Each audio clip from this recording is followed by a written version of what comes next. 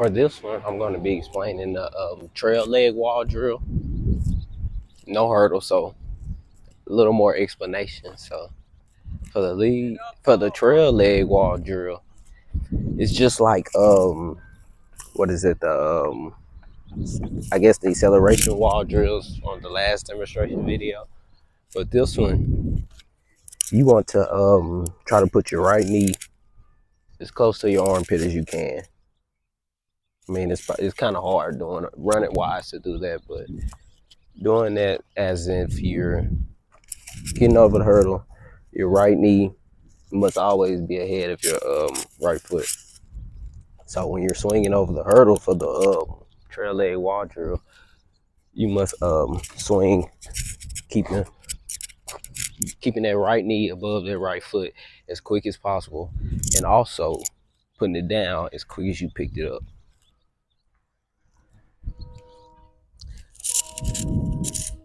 Okay, for this drill, we're going to be explaining the lead leg wall drill. I would do it with the hurdles, but it's a recovery day for some, and the hurdles aren't out. So, but I can still explain it the same way. Usually, you will have a hurdle here for your knee when you're going into the knee drive up, basically to show that is where you're supposed to get off the ground to get over the hurdle. But it would be a hurdle here, and then the regular hurdle for, I guess, the demonstration of a visual of why you're doing the lead leg wall drill. But the lead leg wall drill for the hurdles is just a quick step. Hold on, let me make sure I'm in the video. Okay. It's just a quick step up and get over the hurdle. So step up, wall. Again, step up, wall. Making sure that knee, you're focusing on that knee drive getting up over the hurdle instead of just like swinging your legs. You're using your hips and your knees to get a knee drive to get up into the air.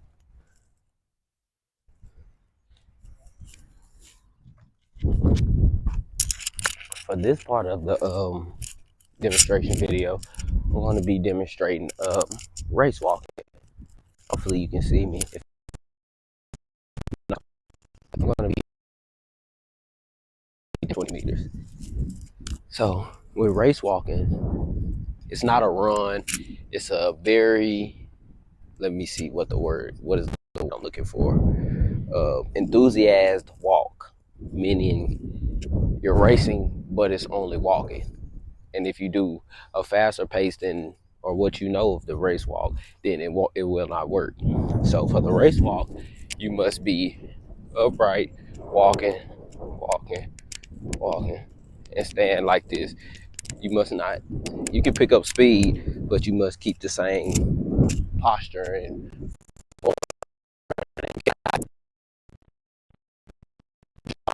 So you must race walk. Not necessarily even bending your knees. Your legs most likely will have to stay straight to race walk correctly. With a slight bend, I'm not going to say stay straight, but a slight bend where it's not like a regular walk. It's just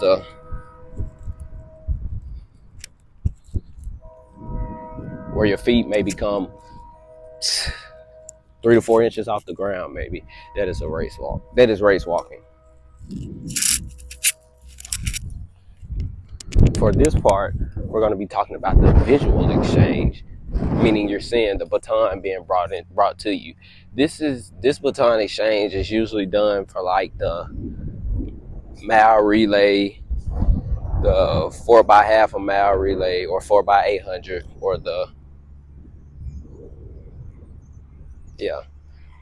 or the 4 by 2 possibly, but you're trying to run a little faster than a 4 by 2, so you're not necessarily really using that.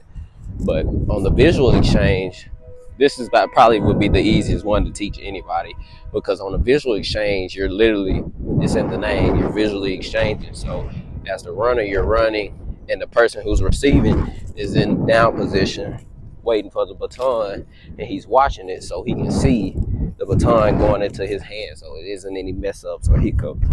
So he's running in this position as well, ready to catch the baton, rooting his team runner or relay partner on to bring the baton and he catches it, and he can either switch to his right, or he can run with his left. It's just whatever hand that the runner prefers.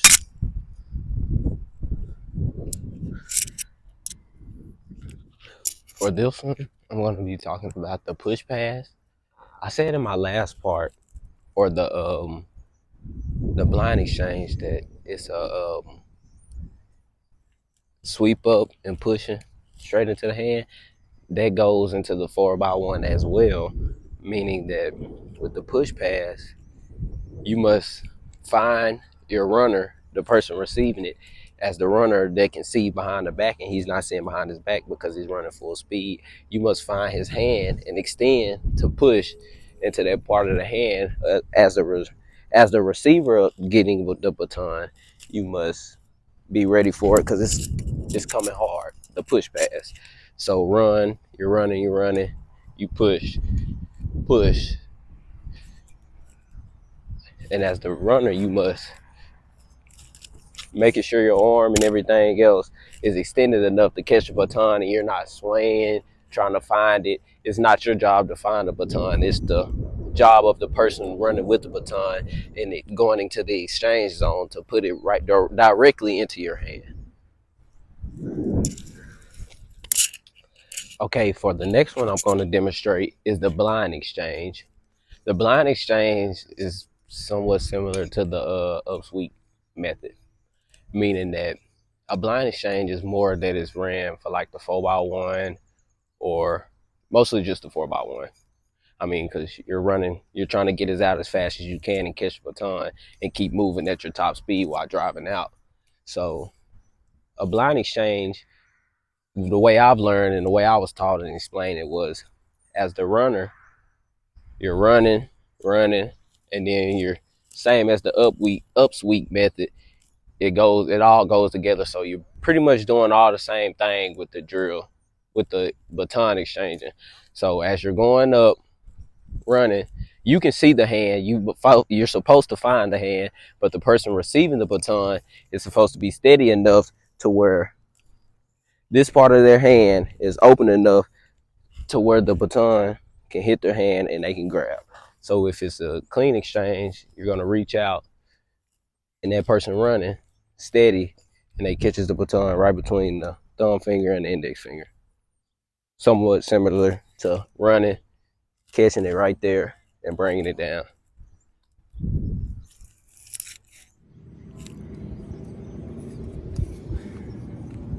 Hello, that trail.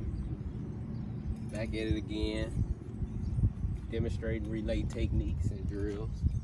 The first drill we're gonna demonstrate and I'm gonna talk about is the upsweep pass with the baton.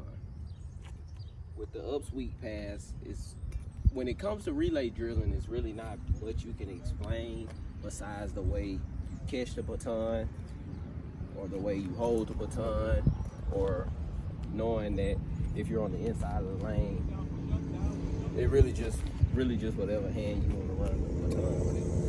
With the upsweep pass, as the defender giving the baton, it's almost like it has to be natural from the person running that's going to receive the baton.